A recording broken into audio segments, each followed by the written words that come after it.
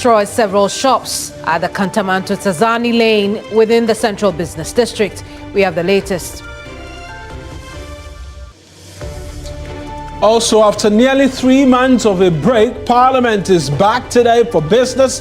Topical among the issues that for consideration is a reintroduction of the Anti-LGBTQ+I bill and the swearing in of new MPs. Plus, National Disaster Management Organization to introduce flat-free league table to reward high-performing districts and regions.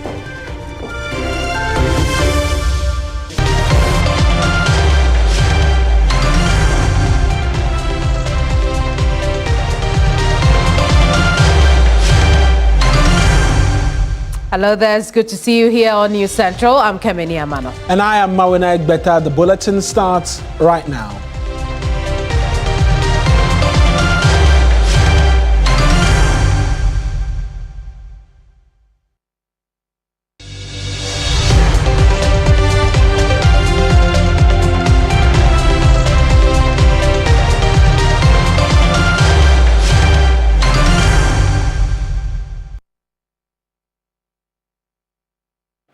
Let's start off from the legislature because the House is back in full action after nearly 3 months break with crucial items tabled for today. Members of Parliament elect for Akwitia and Tamale Central will as well be sworn in to office today. Also, a number of papers are expected to be presented and read for the first time, especially the one that involves the Human Sexual Rights and Family Values Bill, which has been reintroduced with a bipartisan support. Let's give you some details of who the sponsors are of this particular bill, which, and then we'll get a bit more in terms of the details from my colleague Christian Yale as well.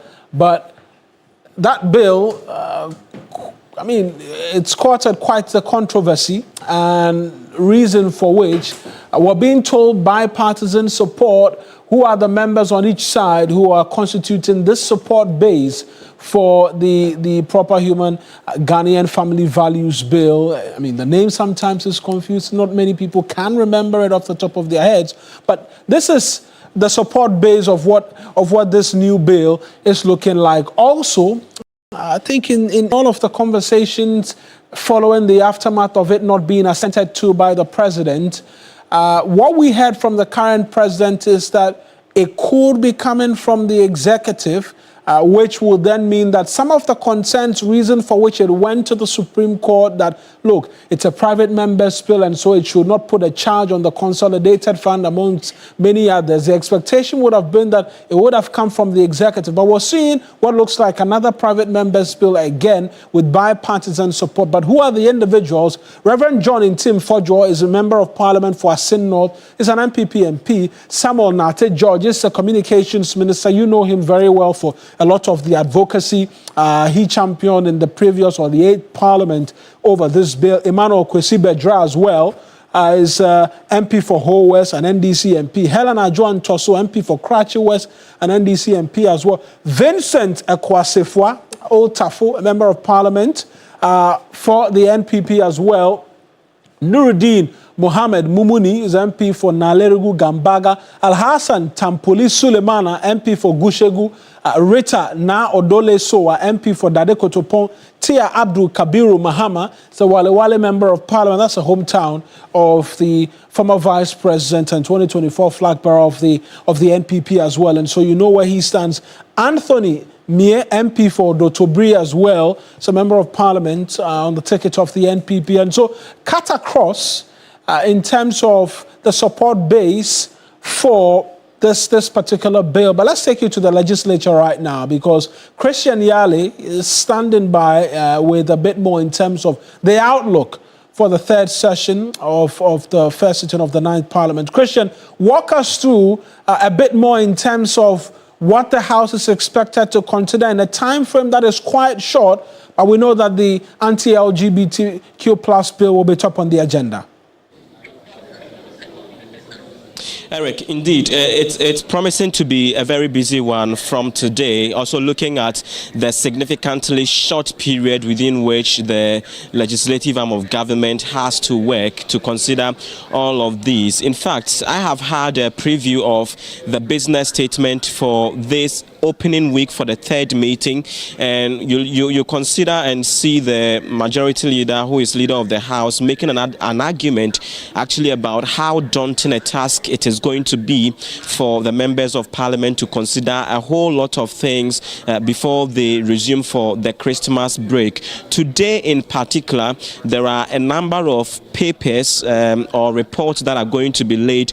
Two of them actually are concerning PIAC 2024 Audit Committee report concerning PIAC's activities and expenditure as well. And then you have two papers that would be laid, one of which you have extensively dealt with concerning the reintroduction of the Proper Human Sexual Right and Family Values Bill 2025, otherwise known as the Anti-LGBTQ bill. And then you have what you call the Spousal Rights Bill, which is being sponsored by the Deputy Minority Leader Patricia Piaget, as well as Elizabeth Ofoswajari, MP for Techima North. And so these are on the table today. And then keenly, one that is going to be very symbolic and iconic is going to be the swearing in of Bernard Bediako as MP for Akwetia, and then you would have that of Tamale Central in the person of Professor Ali Duseidu Mahama. It is symbolic indeed, and also with today being the first day starting a new meeting, it is only right, and as it has been the practice of the legislature,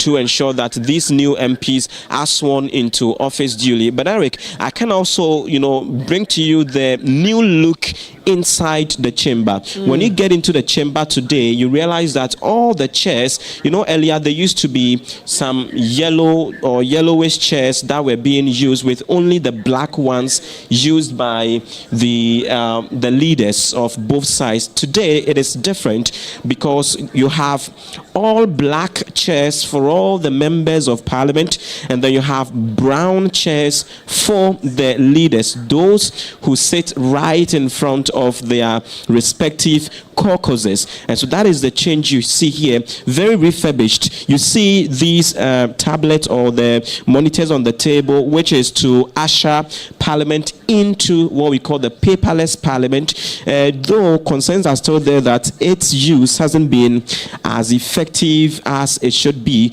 but it is still being used because from time to time you have reports and bills as and when they are being considered uploaded on these tablets for the MPs to use. But there is also the bit about the new cloth, which is the new kente cloth that we understand per confirmation that the Ashanti has donated to help decorate the interior of Parliament. So when you get here, usually during State of the Nation addresses, you see where the president usually stand to deliver their addresses. There used to be a piece of cloth which was there. That as well has been changed. And so when you enter Parliament right now inside the chamber, you would realize indeed that those new cloths have been changed. We understand and we have confirmed that these two, the new one as you see, the kente cloth, the fresh one as you see, is one that has been donated by the Ashanti Otumfo Osei the second,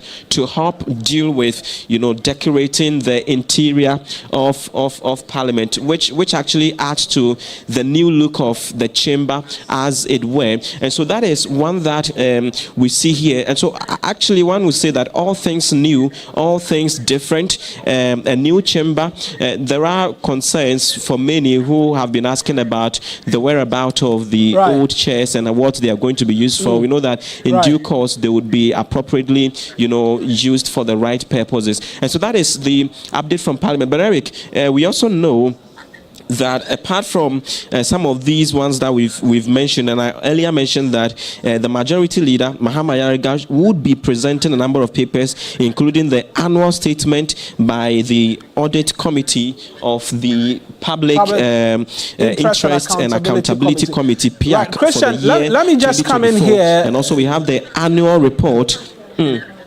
Right. In terms of the sitting, we know that this session is expected to be short. Initially, the time communicated was 2 p.m. We know that was revised to about 10 a.m. in the forenoon. There are concerns about the sitting time of MPs. Is there a new directive from the Speaker to help guide as the House sits for this short period? Repeat the question for me. I'm saying that time is of the essence for the MPs this time around. There have been concerns about the sitting time of MPs as to it being too late in the day, which doesn't afford them enough time to carry out the business of the House. Has there been any directive from the Speaker as to when the House will be sitting to allow them time to consider all of the businesses during the session? All right, Eric, so we know that, from the last sitting, which ended on August 1st, the House started sitting at 2 p.m. every day. And so what it means, and the earlier argument as the Speaker had advanced, or as the House agreed, was that there were a lot of people, especially those among the public sector workers, who are usually engaged between 10 a.m. and 2 p.m. And so there was a need to change the time, the sitting to begin at 2 p.m. so that it goes later into the day, into the evenings, when a lot of people would have probably returned from their various workplaces, so they get to enjoy the proceedings as lively as they are happening. But the concern right now is that that has not been effectively used, also because it has dovetailed into health concerns for some of the MPs as well, and even the other bit about security as well, which is of prime interest. And so today, or beginning today, the leader of the House, Majority Leader Mahama Yaruga, is going to formally communicate to the House that indeed, due to these health and security concerns, they are going to revert the sitting time from 2 p.m. back to 10 a.m. so that they are able to come early enough and close early enough. But before that, Eric, I have with me a Member of Parliament for Afajato South, Honorable Frank Afriye, with me to engage briefly. Honorable, you're live on TV3. This is News Central. We are back to business. We know that your committees, some of them have been working over the period, but what is your own expectation going into this meeting? Very well, thank you so much. Of course, being the first sitting of the third meeting in the first session under the 9th Parliament of the 4th Republic, we are very much aware of the workload on the plate. A lot to be considered, and then some bills that are even of private members' bill nature that are being reintroduced, like the Anti-LGBTQ plus and the rest. And of course, we know within this same meeting, the Finance Minister later in the year will have to come back to the House to present the budget for the next year. And so a lot on our table, and then we are braced up for the task ahead. A lot on your table, and you are braced up for the task ahead. You mentioned the budget, for instance, and I know your leader has been talking about how engaging that is going to be, and so he even mentions as well that you should also, get very well prepared. Looking at all the dynamics playing out with some of the bills being introduced and the hectic period within which you need to execute all these tasks, you from the majority side, are you able to ensure the smooth approvals of all of these, like the budget, the appropriation, and the rest? And what do you expect all of these to pan out? Also knowing that you have an opposition. Yes, of course. The process of governance is not one-sided. The majority definitely must have its way, but we must be accommodating enough to welcome the constructive suggestions and opinions from the minority as well. And as you rightly pointed out, once the process of the budgeting is consultative enough, we engage broadly. I think that we do not have a lot, when it comes to the debate aspect, because by which time we would have presented a very refined, budget, to be deliberated on and to be approved.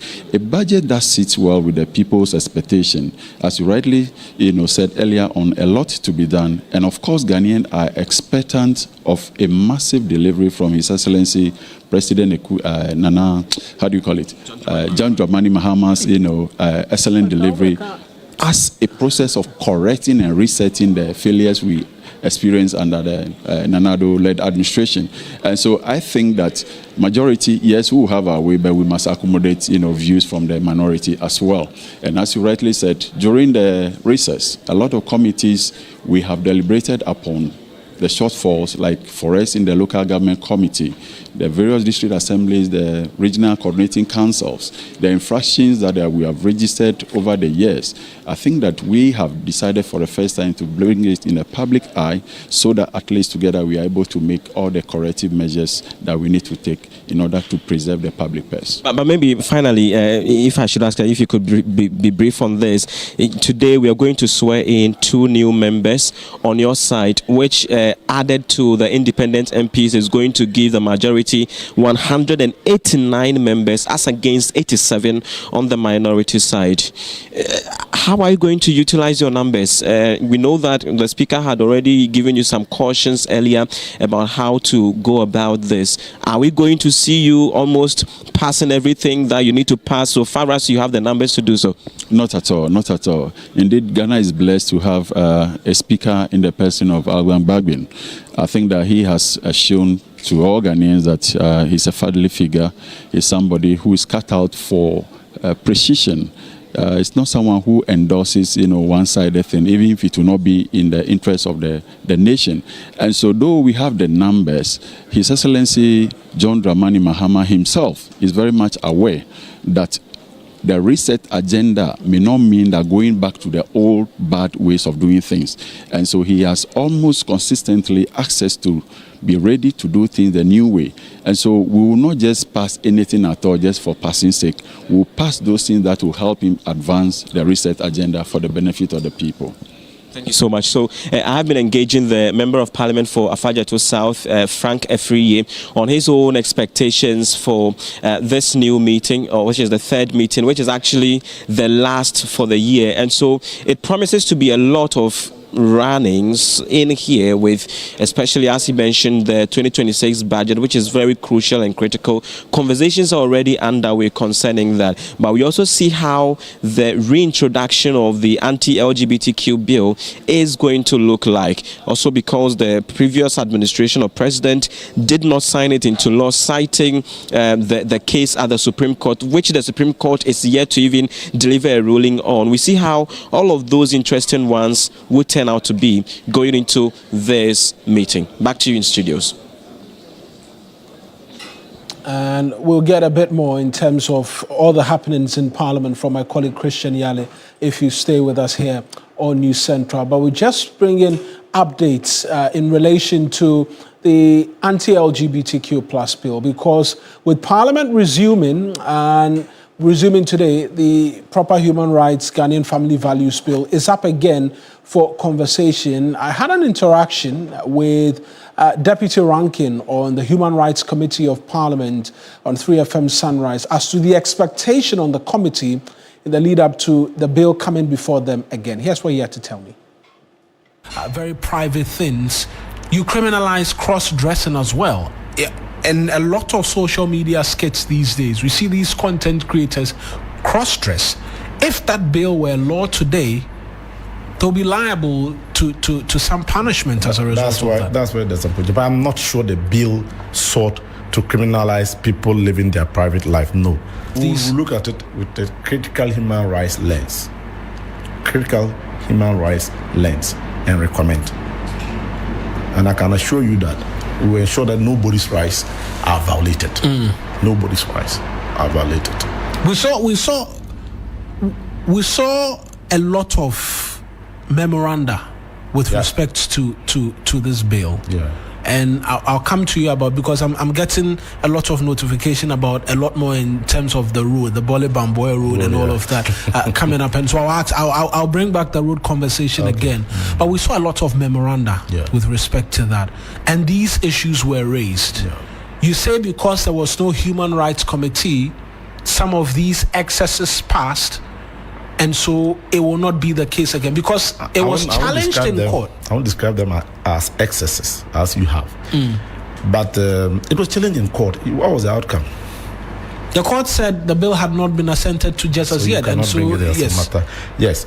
Even beyond that, we had a lot of human rights persons, lawyers and individuals make some comments and recommendations regarding the state of the bill. So I mean, so for the bill to come and we rule right without considering these concerns, but I can assure you that even the initial state of the bill, and then after the engagement with individuals have sent memoranda to the committee, has saw a significant change. A lot of things will change. So it doesn't matter. I think that this other process, if there are still elements there that will infringe on some person's rights unduly, it's another opportunity to look at it and refine it better for us before it receives presidential assent. Let's bring you a bit more on this particular subject matter. Moses Fuamwenin is a private legal practitioner and also an advocate for the anti-LGBTQ plus bill. Let's speak to him this afternoon. Counsel, I appreciate you speaking to us always. What do you make of the reintroduction of this bill? The president had suggested the executive was going to be the one to return the bill to the legislature, but it does look like it's a private member's bill again.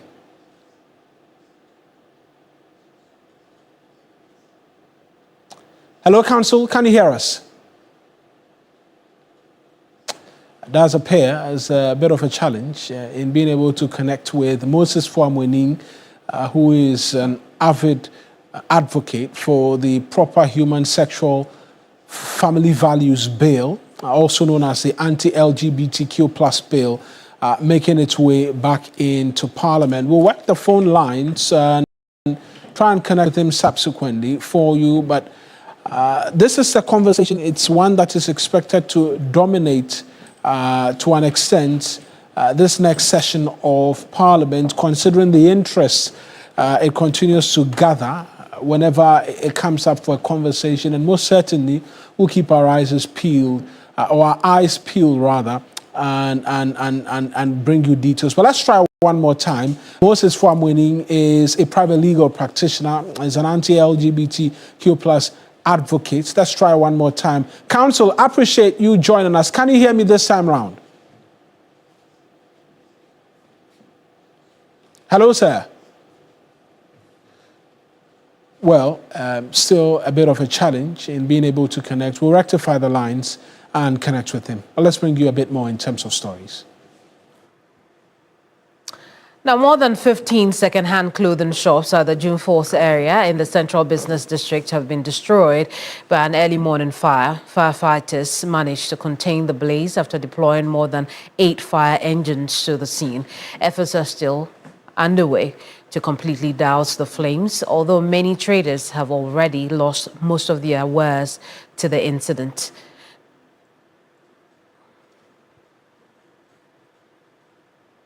Areas where we have fire hydrants there, we should ensure that all those structures are cleared. Currently, as I speak to you, one of the structures have already been cleared. There is another one within these 2 shops. We're moving in to ensure that we clear them, and we are working closely with the fire service. You know, they have a map of where the fire hydrants are.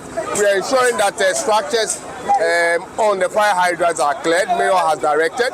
So as you can see, that is what is happening. There is one here, so we've asked them to move their wares from the shop so that we will be able to identify the fire hydrants. Yeah, the container is only 2 containers that were affected, and then this side of the building that you can see. But we've managed to salvage the edifice that you can see here on my left. We've also salvaged this one there, and we are now doing our cooling. These buildings have a lot of fire load in them.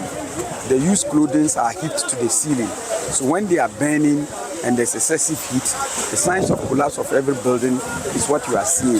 There will be cracks all over the building, which are signs that the building is about to collapse. So it is the excessive heat that has created what you are seeing. We had one fire officer who had a lot of smoke inhalation and went unconscious, and he was rushed by the ambulance service to the clinic, and as we speak, he's responding to treatment. Was he not protected? No, you know, you can be protected. He was in BA all right. But the truth is that sometimes when you don the BA2 for some time, it also can have its effects too. So that is what has happened. No, the challenge we faced was one, accessibility was a problem. Even as you speak yourself, coming here, you realize that you had a hectic time coming to where we are. Two had to do with water supply to the vicinity. There were no hydrants. The few that were there, the traders had put in their shops and the containers on those hydrants. And that explains why the mayor have directed that the earth-moving machines should come and break those containers and give us access. The next has to do with uncooperative attitude of some of the young men around here who were obstructing firefighting at the beginning, but since we call in the police for assistance, I think that one too has been brought under control. But I hope that things will change for the best and we will not keep long here. Things can change that in the next few hours we'll leave here. Things may not favor us and about a day or two we'll still be here. But the interesting thing is that there shouldn't be any panic. We have managed to confine the fire. We have brought it under control. No lives have been lost. Adjoining buildings have been protected. And we are here doing the cooling, hoping that in a few hours' time, we'll put the fire finally was extinguished. I'll bring you more on that story when we return from our very first break. This is News Central. Don't go away.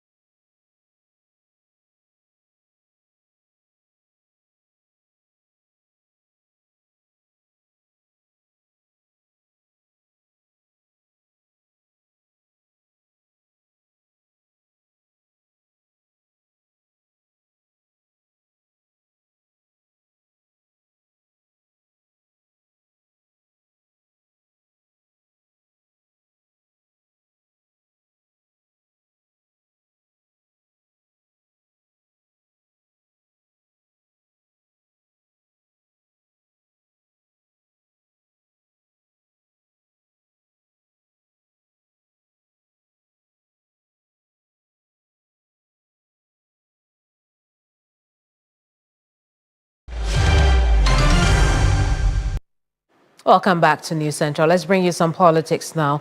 The race for leadership of the NPP is officially underway and is shaping up to be one of the most competitive in recent memory, with several key positions up for grabs, including National Chair and General Secretary.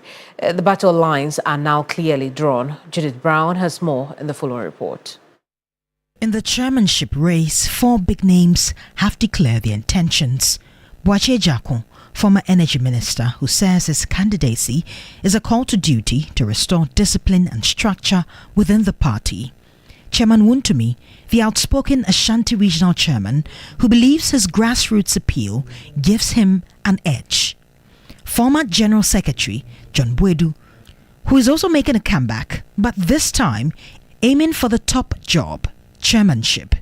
And Sammy Crab, a former vice chairman who is back in the mix despite past clashes with the party hierarchy.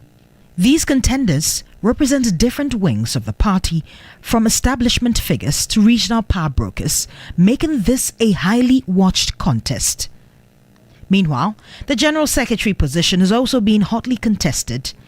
Justin Frimpong-Kodria, the incumbent, is seeking re-election despite guiding his party into opposition. If in your term the party has lost briefly and all the executives should have even apologized to the party members and resign on block and come along with an interim executive to even run these elections. So for me, I don't think that the current executive deserve some kind of re-election. I think they have to bring in more or new faces. His challenger, Ursula Wuswe-Kufu, former communications minister, who just entered the race, is campaigning on a message of party renewal and stronger organizational leadership.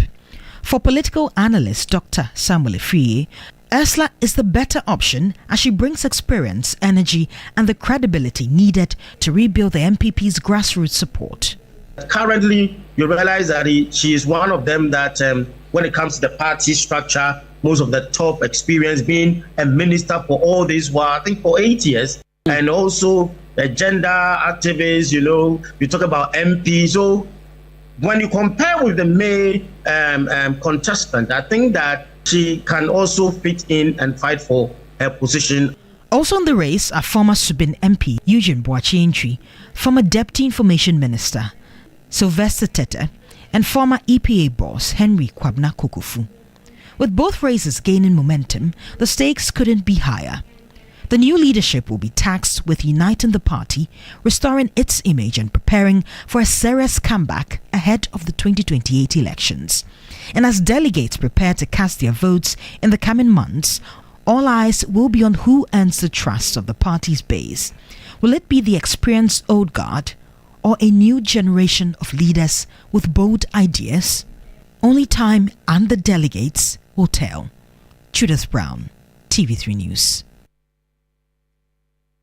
Now, the Mount Carmel Girls Senior High School saw a major influx of first-year students today as the academic year officially commenced. While the smoothness of the registration and arrival process drew applause from parents, students expressed concerns about potential overcrowding within the school facilities.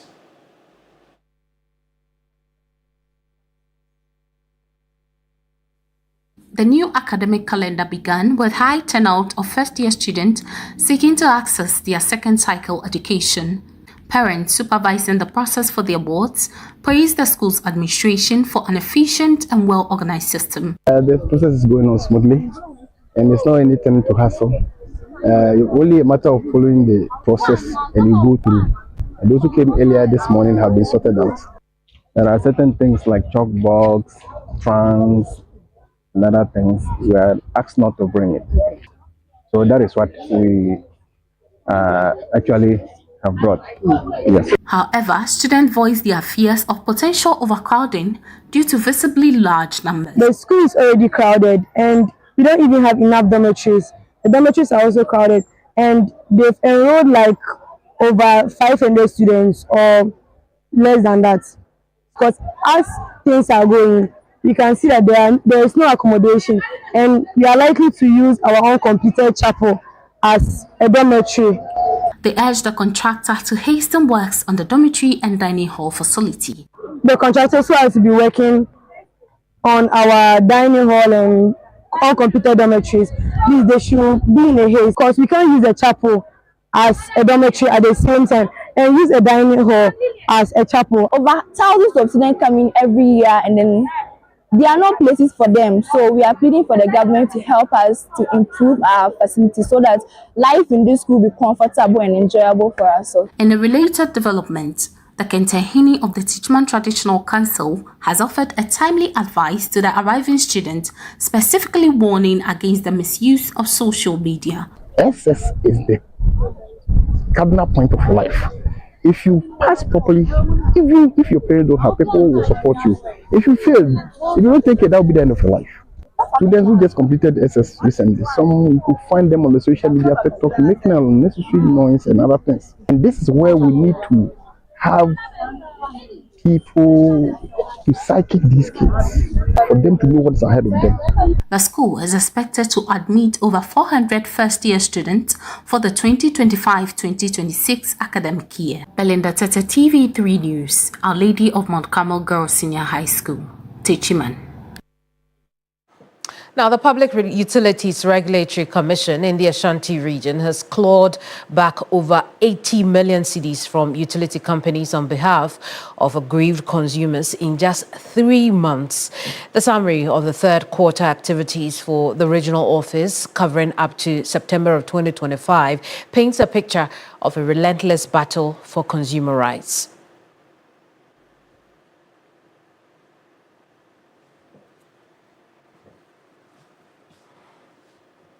For a bit more on this, we're joined by our correspondent, Ibrahim Abubakar. Ibrahim, what else can you tell us about these figures we're hearing from the PURC in the Ashanti region? Oh, Ibrahim, we cannot hear you. You'd have to unmute.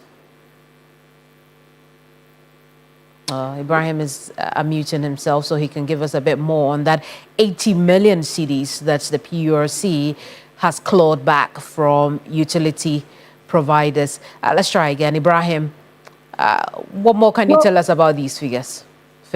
Okay, so Kemini, if you look at the document for the past 3 months, you realize that the office was flooded with about 509 complaints against both ECG and Ghana Water, out of which they've been able to successfully resolve 269 of the complaints.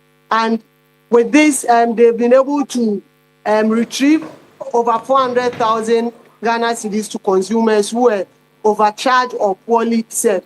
Now, we do know that PURC are there for the interest of consumers, but they are also ensuring that service providers also get what they have to so that they'll be able to improve their service. And for that matter, within the period of 3 months, the regulator has been able to secure over $80 million recovered as revenue for the utility companies. And they have to step in and even at a point threaten legal action to both the companies and the consumers so that they'll be able to get these monies and ensure that reliability when it comes to improved service delivery is assured to the consumers. And so even beyond the financial figures, we even see them intervening to make sure that there is an improvement in terms of infrastructure so that the service delivery, like I said, will be efficient for the consumers without any complaints. So these are the measures they are taking to make sure that while serving the interests of the consumers, they will also make sure that utility companies are given what is due them. Let's listen to what the public PRO for the Ashanti region, Richard Asiedu, has been given in terms of details with this issue. With our intervention, we've been able to refund a total amount of 426,291.55 to consumers. These were consumers who were overbilled in their various aspects. Which is being overbilled, they think that the bills that are being given to them doesn't correspond with the kilowatts per hour they've been using at their various homes, and then maybe the readings doesn't tally with that on their meter. On the other hand, the utilities also reported some complaints to us. When I say the utilities, I mean the Ghana Water and the GCG. And within that, the Commission has done a recoveries of 80,632,623.30. Through our intervention, we facilitated the replacement of 940 poles, which were reported to us within the third quarter. We did 7 transformers replacement together with the utilities. With regards to your usage of electricity and water, if you have any challenge that you think you cannot resolve with the utilities or with the consumer, always run to the PURC, and then through our LI, we will also be able to, and our LI and our mandate will be also be able to resolve the matters amicably and make sure that our electricity and water issues will be restored. Now, Ibrahim, where does all this money go? Have they been distributed to consumers who filed reports already? Exactly. So they make sure that those monies go back to the consumers. If like you were overcharged for or poorly served, you get that money. But if you are overcharged, you get your unit or credit back on your meter. But when you are poorly served, that's sometimes where the issue comes, because some of the consumers also complain that they've not received anything. But the assurance we are having is that all those monies end up back to the consumer. For the utility companies, we do know that if the monies are retrieved, they get the money to be able to enhance their delivery. In fact, for some of the consumers, they are satisfied with what PRC is doing because they believe that their issues are resolved. Others who are still waiting on to see how their case will pan out. But for one of the consumers who we even met, he was saying that he was paying around 100 cedis a month. The next 3 months came and it was around 1,000 cedis. When he came, he was taking through everything he was explaining. They even realized that they had previous balance that they needed to pay. Right. That was why it accrued to that amount. So gradually, they are reaching out to the public to let them understand that they can come to them for their issues when it comes to water and electricity to be resolved. Let's take a listen to one such consumer you spoke with. Bill, no, June, the net was only 156. Until September, August, December, you know. I paid just 1,145. I don't know, I'm going to say, I'm over sanitary. My family, in Chichimu, in some best in Chichimu, how much as a bill sanity based on as a entry. And by entry, the entry and the entry, and a man who said, see, Kasaka, Emma. Well, Ibrahim, we'll leave it here. Thank you so much for talking to us. Ibrahim Abubakar is our Ashanti region correspondent reporting on that 80 million cedis that the PURC has taken back from the utility service providers in the Ashanti region for consumers. Now, financial barriers continue to crush the educational aspirations of countless young girls in rural Ghana, forcing many into early marriage and limiting their future prospects. While the country has made strides in girl-child education, poverty and deep-rooted social norms persist. In response, stakeholders are urging for targeted policy initiatives to empower young women. For many girls in rural Ghana, the journey to graduation is fraught with obstacles. Financial pressures and old traditions are still locking them out of the classroom and pushing them towards domestic roles and early marriage. But the Ministry of Education says it is collaborating with the Gender Ministry to dismantle these barriers. We are working closely with Ministry of Gender, but they also have policies that, guide. So we're working closely with them and see how we can eliminate girl-child early marriage, because it's not helping the girls. It's a collective effort to ensure that we allow girl-child to have education. An intervention by Comfort Ghana is transforming lives across 44 districts. By providing essential educational support and empowerment programs, they are offering a viable pathway out of poverty for young women. Why is it that anytime we are talking about forced or early marriages, it is about the females marrying older men, not even men of their ages or their choices. Why is that? Why are we always the sacrificial lambs? And so this is an opportunity for young women to take and showcase that when we are also given the opportunity, we can make it. When you educate a woman, what it is that she contributes to the family upkeep.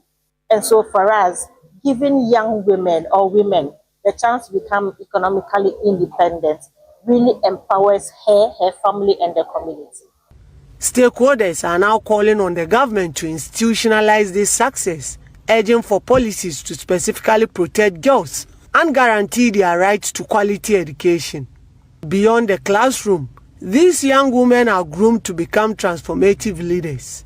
They develop critical soft skills, ensuring they are prepared not just for school, but for life and a successful transition into tertiary education. The National Disaster Management Organization is set to introduce flood-free league table to assess and reward districts and regions demonstrating excellence in flood prevention and management. Speaking at the opening of a 3-day training program for NADMO management and regional directors, the Interior Minister, in a speech on his behalf, said the initiative is part of government's broader effort to encourage proactive disaster prevention.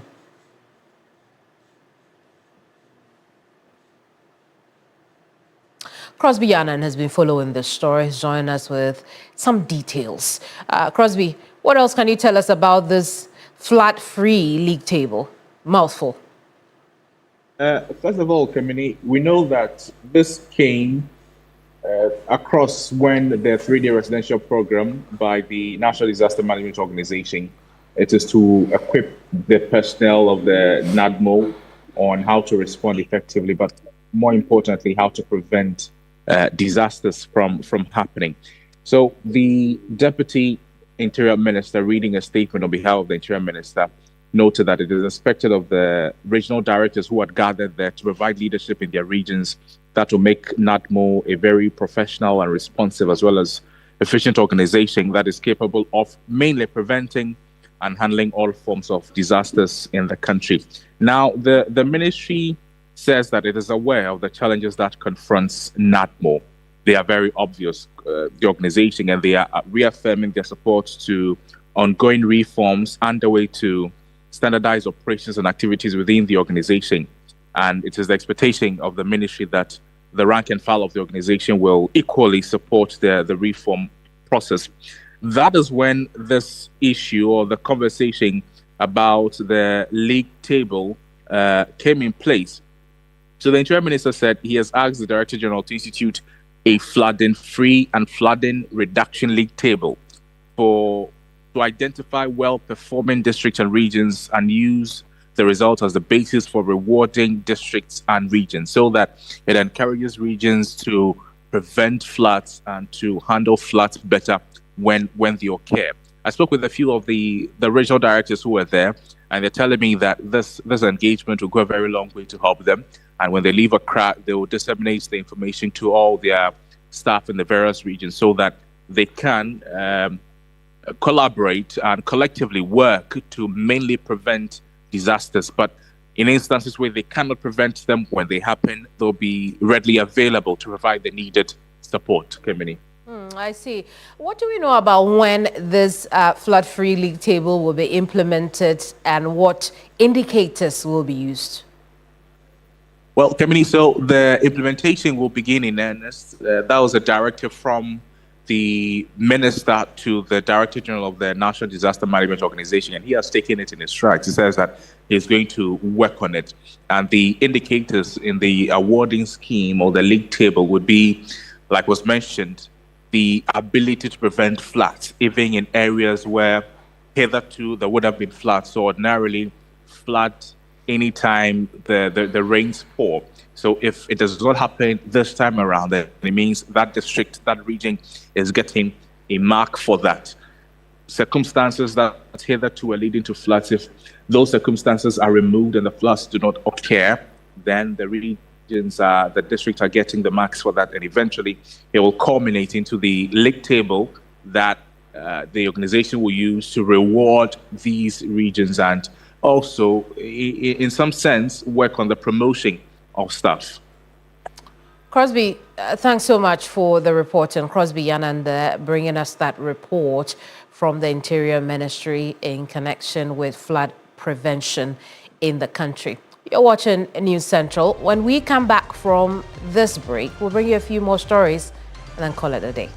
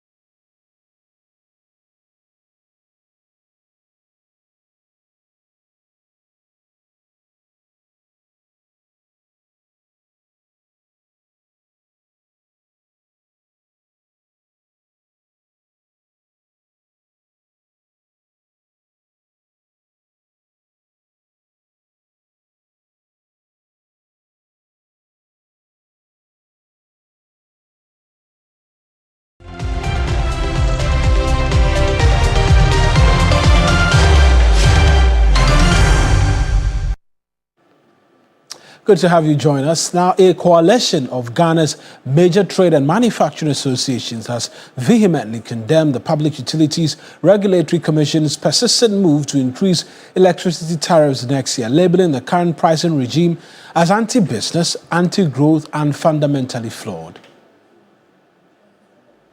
Leading the charge is the Food and Beverages Association of Ghana, FABAC, partnering with Ghana Union of Traders Association, GUTA, and Ghana Plastic Manufacturers Association. The business leaders argue that the high tariffs do not help attract investment and stimulate industrial development, describing the current electricity pricing as a direct attack on manufacturing and productivity. Executive Chairman of FABAC, Reverend John Awuni, argued that the skyrocketing cost of electricity is not merely unsustainable, but is actively strangling Ghanaian enterprises and citizens. The very high rates of the tariffs defy economic logic, crush competitiveness, and internally create fertile grounds for illegal connections and power theft. With our very high tariff rates, we are fast creating a society where honest business owners and citizens are punished while defaulters and illegal users thrive. In fact, our regressive tariff rates don't only make power theft attractive, but they make it rational. the tariffs are anti-business, anti-growth, and fundamentally flawed. The groups are outraged by the Public Utilities Regulatory Commission's continued nationwide stakeholders' engagement aimed at securing the increase. It is important for the PRC to understand that no amount of pouring water into a leaking basket, or a bucket for that matter, can ever solve the problem of the leakage. Electricity reforms is very imperative, very critical, and we need to do it to solve the problem of the industry, solve the problem of the country once and for all. Let's remember, power is the foundation of development of this country and nothing else.